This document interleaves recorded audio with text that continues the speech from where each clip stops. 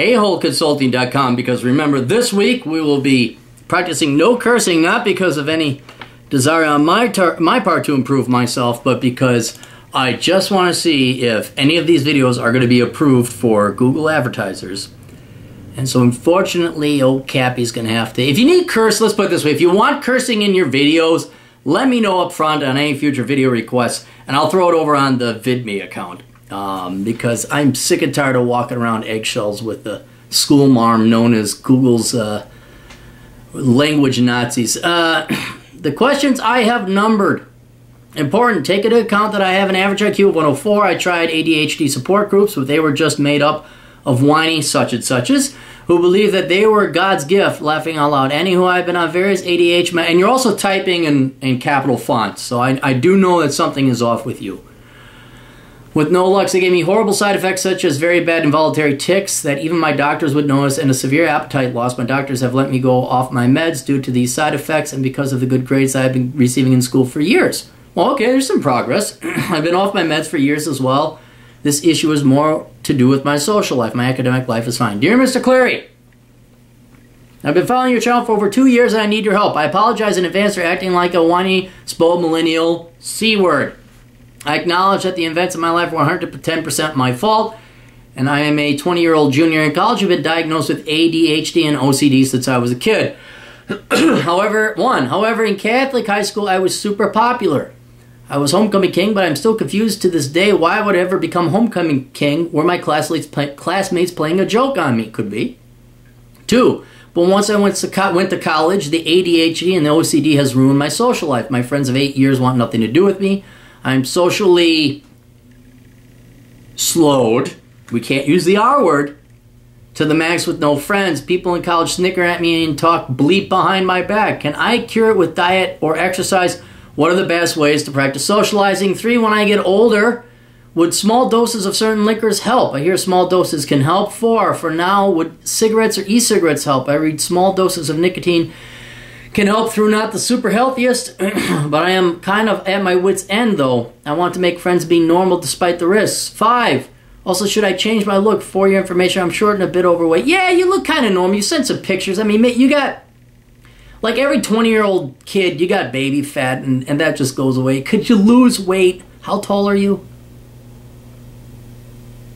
Where are you? Yeah, so if you're short, I mean, that's only like maybe 10 pounds to lose, and you'll be fine.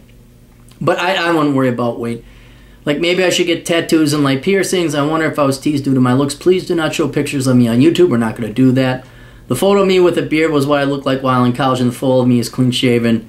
So I currently... Yeah, don't ever wear that beard again. I'll tell you that. I'll tell you if anything comes out of this consultation, never wear that beard again. You look like a...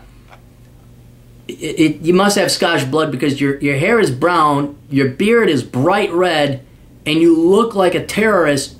You look like a white terrorist. That's basically what you look like. So don't ever grow that beard again. I mean, maybe some stubble, some 5 o'clock shadows, all right, but don't ever grow that rat's nest you have there. For your information, I've been trying to exercise and improve myself. I tried getting involved in boxing club at school, make new buddies. 7, while I improve myself, nothing illegal, but how do I get revenge on these particular dudes at my school who talk bleep about me and snicker at me? I know it's my fault. I got teased, but I still want revenge. No, it may not be your fault. It may not be your fault. I'm going to really try not to curse because I was the nerd. And here's the thing. Most people in middle school and high school pick on smaller people because they're cowards and inferior people. I have other words for them. And I look back, well, what did I do wrong? No, it was just that you were a small guy and you were a small target, and these people are evil and disgusting. This is why I enjoy looking up these losers on Facebook and whatever social media there may be. And it's like, wow, look at them. They are losers because these are evil people. Now, there could have been some things you've done to instigate it, or you got to be picked on, and like, so this is where you don't just say, oh, everyone's evil. You have to look back and say, what did I do to deserve this? But 9 out of 10 times, it's just these people were jerks. And again, I am not cursing. Not cursing. So I wouldn't think, you could be going right off the bat thinking there's something wrong with you, that you brought this upon yourself. I don't think, well, okay, you're definitely off by your writing patterns and your lack of organization. And because you're different, that may have been a lightning rod and gotten some kind of grief or guff. But I would also not discount the inferiority of your average American middle schooler and high schooler, and the patheticness that how, you know, cliques and how you get popular. Not to mention, with the people that are picking on you, were they bigger than you? It's amazing how no one smaller than you picks on you. It's always people who are bigger. And I always found that very interesting. Now I know they're all fat. Some of them are dead. Some of them have the diabetes. Should I embarrass them in front of this chick they like? How would I do so? Thank you very much for your time. Frustrated. I say, okay, so I have some questions like, okay, what do you got? Practices, hobbies? You know I can't consult on ADHD or OCD or anything psychological. Says, oh, okay, I understand you're not a psychologist, but would you still be able to give me your 2 cents for not being a psychologist? The reason I seek you is because you're one of the honest people I have come across.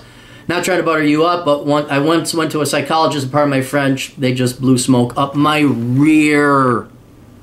Thank you, Google. It sounds like, it reminds me of Christian school where we had to go, you couldn't even say shoot or darn, because those were variants of curse words. What are your goals? He says, 10 years is a bit far, but as you asked, I'd like to have a family when I'm older. You're not going to have that now in your current state. Nope, you do have to change. You do have to make improvements, though my goals would probably change. For now, I want to be normal and have friends.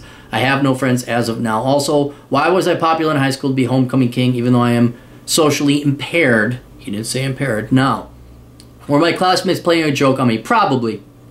I mean, but you're going to find out why it doesn't matter. Also, I changed my look.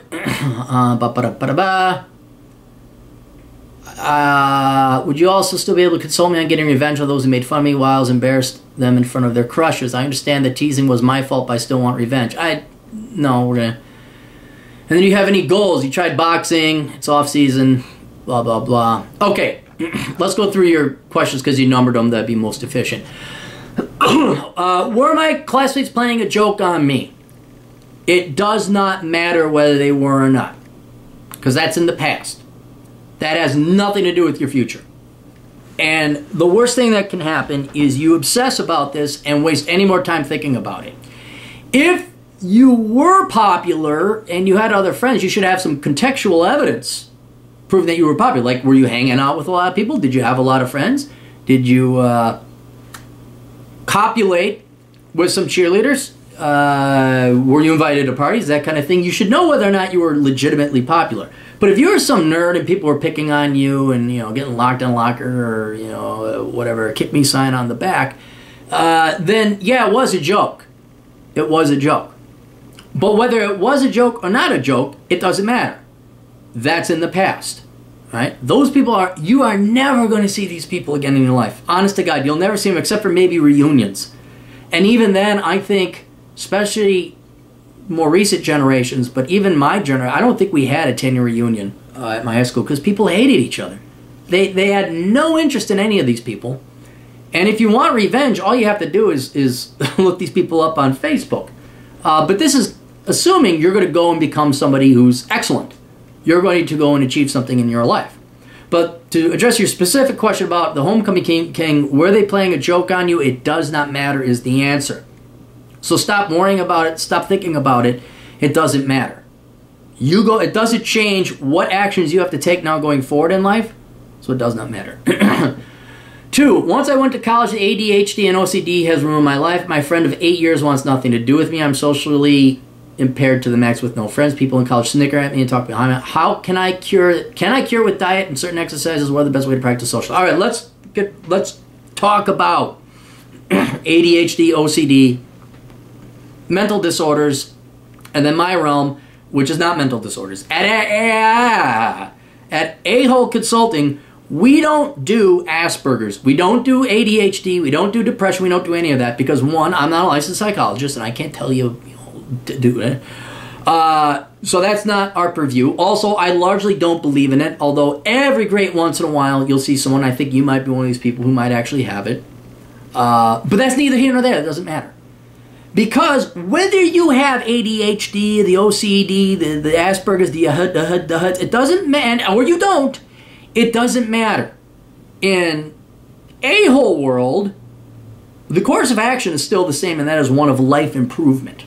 All right? And right now, I could tell you, ADHD, OCD or not, you are obsessing way too much about friends. You're obsessing way too much about your social life, and you're obsessing way too much about the past. Right? You are in college now, and as much as it has been advertised to you to be fun and best time of your life, and you're going to get girls, and you're going to go fornicate, you're there to get educated. Right? On top of that, I think school is a very galvanizing process, especially for today's current generation, where you have not been galvanized or forced through a fire to be forged into something. In other words, you guys are coming off soft and weak, and you're not developing personalities by this time. And what I would do is, if you think friends can be picked up by going to Walmart and buying them out of the aisles. You think, well, what am I doing not to get... The fact you worry about making friends, and there's some definite things that are wrong with you, capital letters, you think it's a science, what do I got to do? I can't do my robot voice because it's all cursing. You think there's just this tweak, or these top 5 things you do, and then you get friends. I've never had problems making friends. And the reason why is I've never worried about it. I went out and did my own thing. And that is the #1 lesson everybody has to learn in terms of getting a social life and getting a romantic life, or especially for men to get girls. If you try to put girls or friends or social life as the #1 thing in your life, you will fail to get it, because that's not how you get friends. You have to go and become somebody first. You have to develop your own interests and hobbies. You don't rely on having a girlfriend or a group of friends define who you are.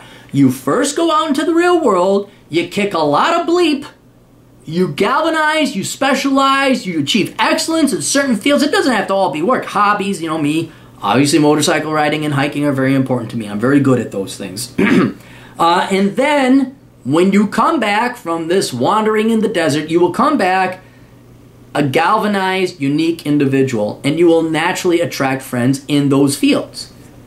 So for you think, this thing, people are snickering behind my back and talking bleep about me. Can I cure it with diet? Or I said, no. Who cares? If they're talking bleep about you and snickering behind, you don't want to be their friends, because they certainly don't want to be yours. So why bother with them? And you have much more important stuff going on right now. You have college. I would focus on your studies. I would focus working if you got a job. Boxing is a good thing, but as you said, it's out of season, although I don't know how it can be out of season. But I would go join some clubs, work out, run, volleyball. I always like volleyball because there's always girls involved. But what you're going to do when you're going to go into these things, you're not going to try and make friends. You're not going to go up to people and start talking to them, because that's weird. That's really weird. You just go, you play volleyball, and if people say, hey, we're going to go get a beer later. Well, I don't know, you're not old enough to drink beer. Oh, hey, we're going to go over to Bob's house for a party. Do you want to come? Oh, hey, we're gonna play volleyball the next time. Hey, let's play here. Hey, would you like to be on our 4 team? They play 4s. Bump, set, spike, otherwise it doesn't count. Oh my goodness. Never mind. For those of you who play volleyball, you know those people who yell at you if you don't bump, set, spike. I don't like playing with those people. Little too serious for volleyball. Anyway, the opportunity to develop a social network will grow. But like any kind of fruit or tree, if you get a little sprout, you don't chop it off and cultivate it. You let it grow first. So for you, what I'm recommending is you shut up. Not that you don't say anything. If someone asks you a question, you say, oh, yeah, I do like playing volleyball. Oh, yeah, I will go get some food with you guys. But you are not talking at all. Your goal now is to put yourself in social situations and observe. And you need to learn and pay attention to human dynamics. You need to learn how humans interact with one another. And don't force it. Just show up, play volleyball, have fun. Someone asks you a direct question, go ahead and answer them. But don't try to be funny. Don't try to make friends. All right? You're not going to try at anything. You're just going to go and have a good time, and you're going to relax.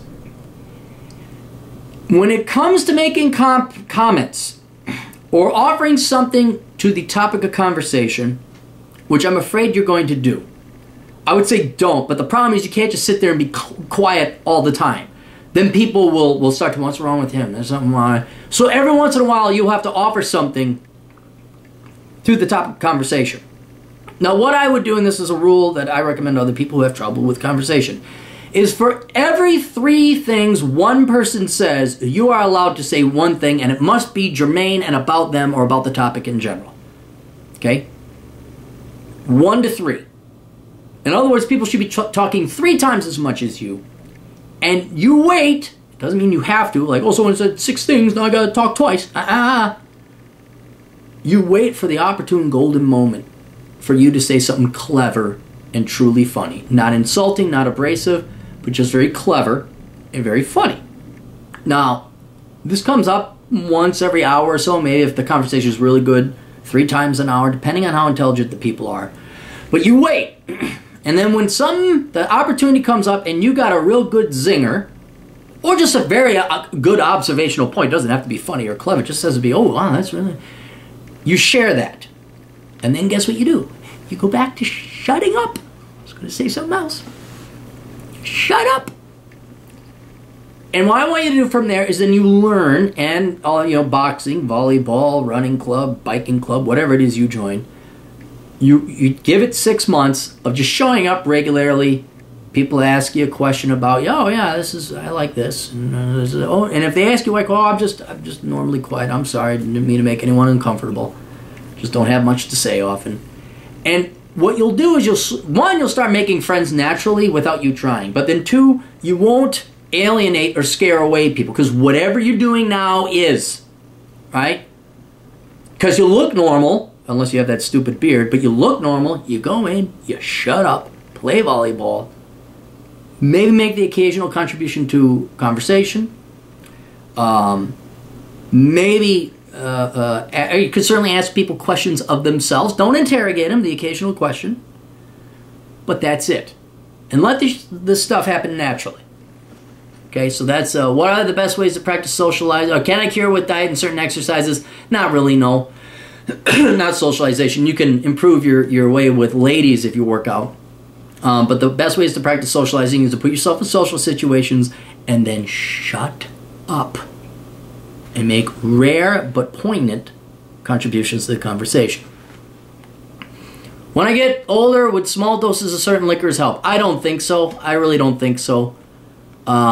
If you were like much higher IQ, I'd say yes, but you seem to be average IQ, so that's an unnecessary step. Maybe down the road. You're not even old enough to drink anyway, but maybe down the road. But let's just try this first, because you don't want to rely on booze to make yourself get social. It's fun, but after a while it does a job on your liver, and you can't just become an alcoholic and all that other stuff.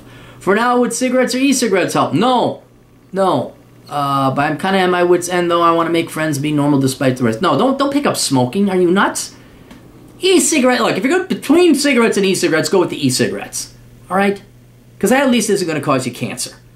But don't. I don't even think you need that. Let's just do one thing at a time to see where the problem is. Because if you start smoking e-cigarettes, all of a sudden everyone's like, you're the life of the party. And you also introduce, is it the e-cigarettes, is it your conversation? We won't know. So just do the conversation thing, like I said. Also, should I change my look? The beard, yeah, get rid of that beard. Never grow that beard again. Maybe a 5 o'clock shadow, maybe like I got, but that's like because I'm lazy and I don't shave. And could you work out? Yeah, you could lose a little bit of that baby fat. I'm not too worried about that. But I'm always for running and working out anyway. That releases good endorphins and it's good for you. But I don't think that has any like if you were obese and you had zits and there's something physically obviously wrong with you, I say, oh yeah, do it. What the heck? But you look fine. I would only run and work out if you really wanted to start slaying the ladies. But I would still do it for its ancillary benefits. You got into boxing, make new buddies. You don't go into boxing to make new buddies. You don't go into boxing to make new buddies. You go in there to become a boxer. Well, I'm improving myself, nothing illegal, but how do I get revenge on these particular dudes at my school who talk bleep about me and snicker at me? I know it's my own fault I got teased, but I still want revenge. Should I embarrass them in front of this chick they like? All right, here's what you do. I mean, are they harassing you? Are they really bothering you? Or can you avoid these people? I don't mean like avoid them, but like, do you need to talk to these people? Or is it just little piddly stuff that you can ignore them? Like you could just ignore them and then go about your day. I have a hard time thinking in colleges of people doing, something where you got to call the cops. And I would not fight them. I mean, if they get in your face, here's where your boxing might come in handy. You get really good at boxing, and that you don't tell them that. And if they're like getting in your face, you say, dude, why don't you just hit me? If you could take one blow, you just flatten the hell out of them. But you know what? Then you got to worry about lawsuits and wrongful death suits and all that other stuff. Just ignore them. Like high school, unless you're talking about these kids in high school, it's over. Just let them go. And the way you're going to get revenge is this. The way you get revenge is how, quote, I got revenge. You just live a great life. You just live a great life. And revenge takes a long time. It took 20 years for this stuff to happen. But now I go back, and by gosh, I couldn't believe it. My parents were right about one thing. The old timers, the gray hairs, were actually right about one thing. And that is the stupid people in high school and college do get their own. I've said it before. High school and college are artificial environments where artificial people excel at artificial things. Right? Ooh, basketball. Ooh, football. Ooh, marching band. Ooh, gymnastics. Ooh.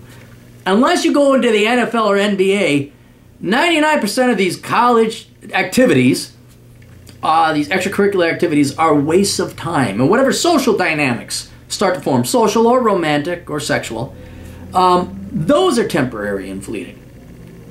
The best thing for you to do is focus on your studies, major in STEM, go box, get yourself in good shape, develop yourself, become an interesting man, and then maybe in 10 years, may not even take 20 years, but 20 it really starts to show, because then everybody's mistakes start to haunt them. They get fat, they get old, they get out of shape, they don't run, they don't work out, they don't eat healthy.